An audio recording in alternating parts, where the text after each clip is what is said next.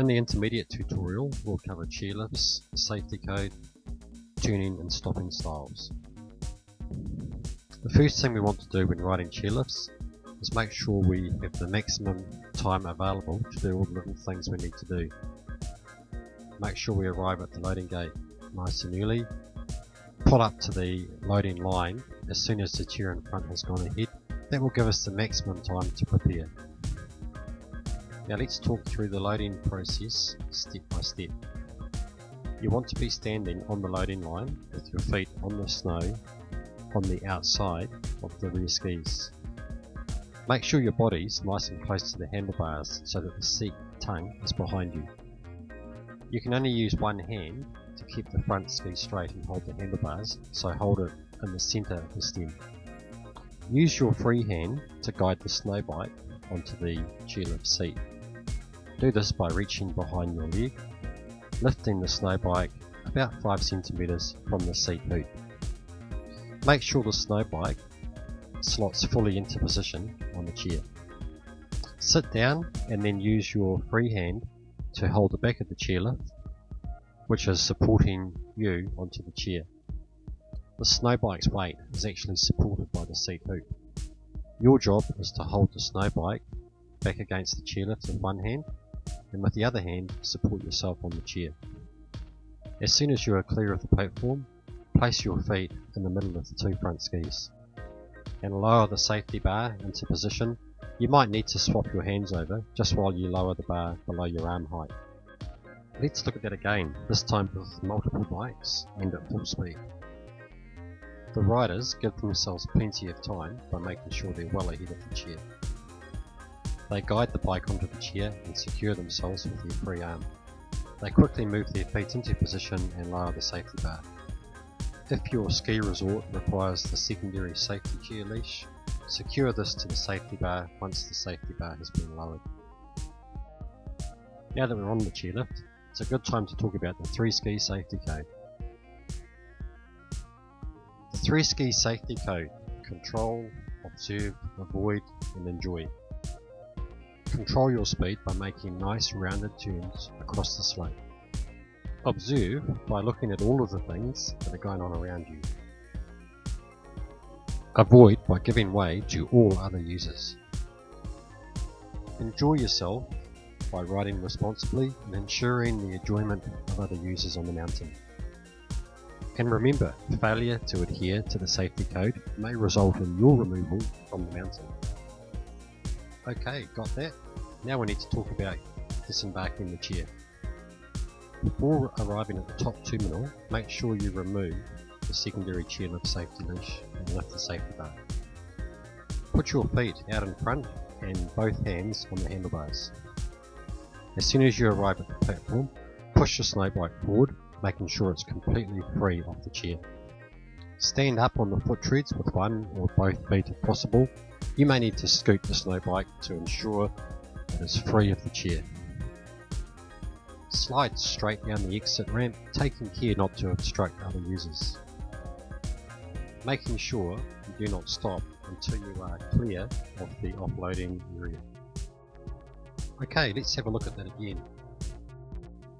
The safety bar is up, 2 hands on the handlebars, and you might notice with this technique, the rider is preparing one foot already on the tread plate. As soon as we arrive at the platform, the rider pushes the bike forward, making sure it's clear of the chair, stands on both foot plates, and is now able to slide away from the chair. As a courtesy, it's always a good idea to take the outside chair when using the chairlift with a snow bike. This ensures you have the maximum amount of space for both loading and unloading. On the snow bike, there are 3 different types of turns we can do. The first one is a very tight, slow speed turn. So the first turn we're going to do is a steering turn. It's a slow speed turn.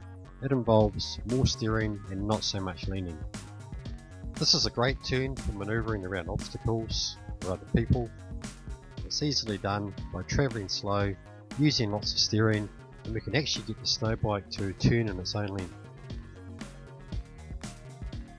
So to recap, it's a great turn for manoeuvring really good at slow speeds, and really demonstrates the tuning ability of the 3-speed snow bike. This next tune we're going to do is a carb tune. Now this tune is more for medium and high speeds. It involves a little less steering, but quite a bit more leaning, and it's more of an open tune. So to recap, that carb tune, it's a lot like riding your bicycle really. It's about 90% leaning and 10% tuning. Now this last type of tune we're going to do is a skidded tune.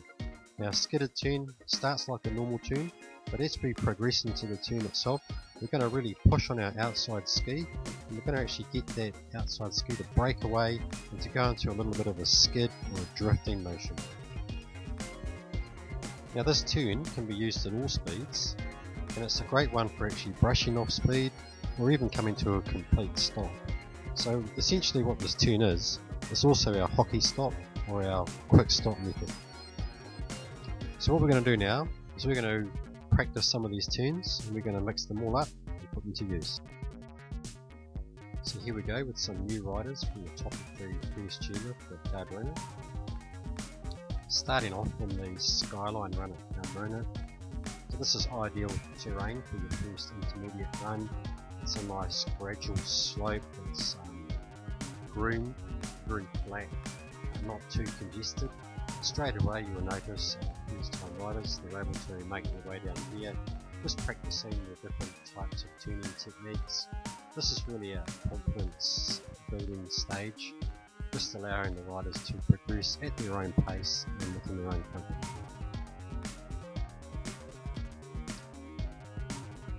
The rider's confidence can build very quickly at this stage, and straight away you'll start seeing a little more speed being added to the run.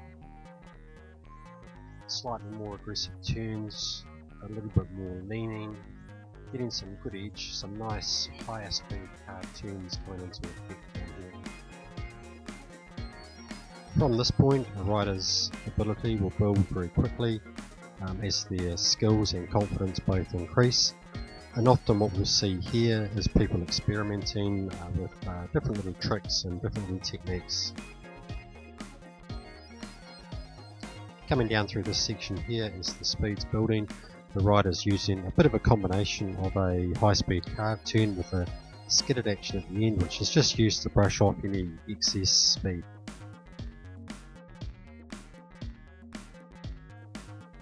Catching up with our intermediate student here, what we've seen here is some higher speeds, some nice high speed carb tunes, and also some weight shifting.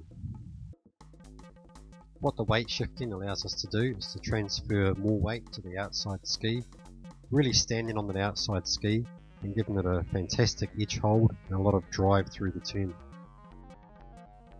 You're also seeing here a nice amount of angulation leaning into the tune, really feeling those G-forces as we come around those corners. It really feels a lot like riding your bicycle.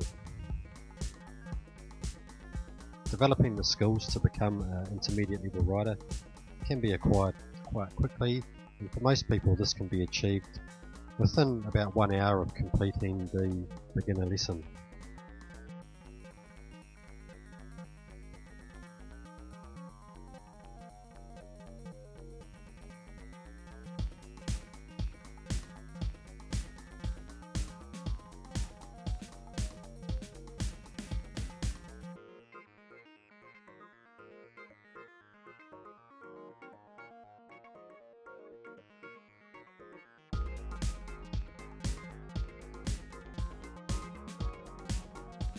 One thing we always try to achieve in a snow bike lesson is of course retaining that fun factor. So while we're building our skills, becoming a safe rider, we never forget to have a little bit of fun and to make sure it's a memorable experience and one that people won't forget too quickly. And how do we know if we've done a good job? Well, it's quite simple really. We just look at the reaction, the smiles and the faces of the people when we get to the bottom. And what we're really looking for, the smiles that just don't wear off easily.